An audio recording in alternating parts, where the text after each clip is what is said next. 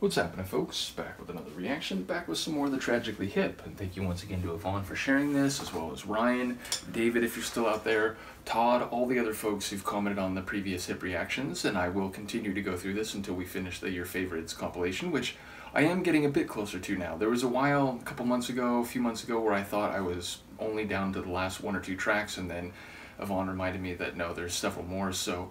In any case, the one we're going to listen to now is Fully Completely from the album of the same name, 1992. It is listed as a remix here on the second disc. It's the opening tune of the second disc of Your Favorites, so I don't know if it's identical to the track, the title track on that album, but either way, it's listed as a remix. But as a title, it's intriguing because it sounds redundant. It sounds like the same thing being said in different ways. The idea of something being done fully or having a quality that makes it fully one type of attribute would seemingly be the same as something being completely. There is no countervailing part of it. There's no other third aspect to it. There's simply one quality all over it, fully and completely. So yeah, it feels like emphasis. Sometimes we say things that are redundant even though we're aware of them being redundant just to emphasize, like the exact same. Like same doesn't mean similar, it doesn't mean very much like in several respects. It means exact, it means identical. So to say exact same is a bit redundant, yet we do it in colloquial speech as a way of really driving home the point that there's no difference. It is the same in every way. So I would expect it to maybe be in that vein, the idea of really hitting on the concept or the quality that it is indeed fully, completely. So I'll see what I can pick up on a first listen, and given that a lot of hip songs have references to historical episodes or people and events, I wouldn't be surprised that this is in the same vein. So here we go. This is the Tragically Hip. The track is Fully Completely, and it's from their album of the same name, 1992. And again, it's listed as a remix here.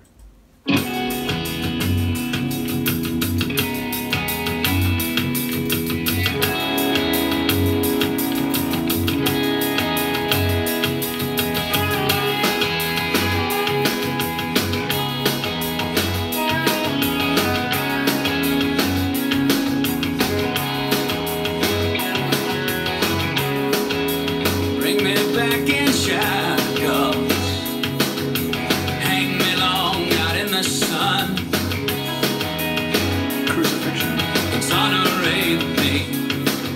Forget about me.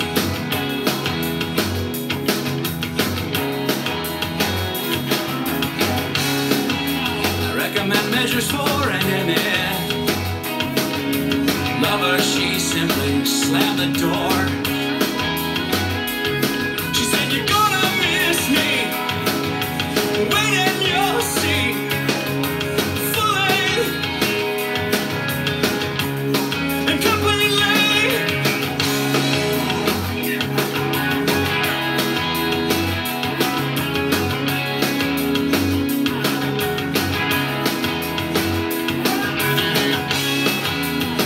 The endlessness of the stars, ignorance said same of my father. Either it'll move me, or it'll move right through me, fully and completely.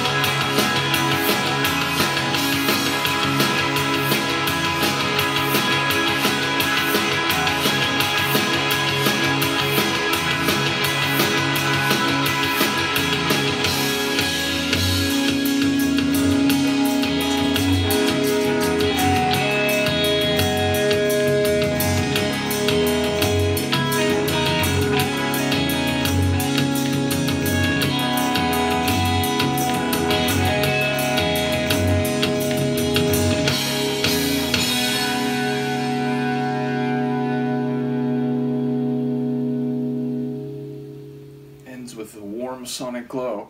I like that one a lot. That one moves into the upper echelons of tunes I've heard from them so far. Number one, a powerhouse vocal performance from Gord, although it's interesting because a lot of the lines in the first half of the song, maybe they weren't spoken word fully. They were like spoke sing. They were like somewhere in between speaking and proper singing. And a couple of them had really interesting rhythm, sort of rapid fire staccato word delivery, but still in a like melodic context. And then we heard some of those same lines in the back half of the track, really powerfully, emotionally, rawly sung. Rawly? I don't know if that's actually an adverb, but sung in a raw manner. It felt like the emotion just came boiling over. Now, a couple of the lines seem to be playing around with concepts of, excuse me as my voice dies for a moment. Am I alive? Not yet. Oh my god. I guess I may have to edit this part out. Am I alive? I think I'm alive. I'll try this again. Yeah, they seem to be playing with concepts of jurisprudence, legal ramifications, punishment, the idea of being in shackles, the idea of being, like, what was it, hung out in the sun for long, or hung long in the sun, which sounds like crucifixion, but then exoneration, which is to say having charges dismissed and being set free. And then, what was it, like, you'll wait and see, so, you know, fully, completely, like, something's going to be proven. Oh my god. I don't know what, I must have inhaled something. But yeah, so it sounds like there's a concept of guilt or innocence being played with. And then, ultimately, the power and the emotion of the vocal performance in the second half, like, really drove those lines to a different level. So I don't quite know what's happening fully or completely, other than maybe he's speaking to someone specifically about being justified or indeed exonerated, and despite having to go through punishment, maybe unjustly at first. So yeah, lyrically I'm not sure what's happening, but it was seemingly dealing with guilt, innocence, and punishment. And sonically, I love the layered guitars. It's, you know, not the first track from them, I've said that, but there was the sort of, I don't know if it was technically the rhythm guitar in a compositional sense, but there was that smooth guitar just sort of driving the track, and then there was this guitar where at first I was like, is that brass? What is that? But it had this bendy, sonorous quality to it, and that backing guitar or support guitar work really took the track to a new level melodically. Then there was some very fast kind of gritty guitar near the middle or second half of the tune.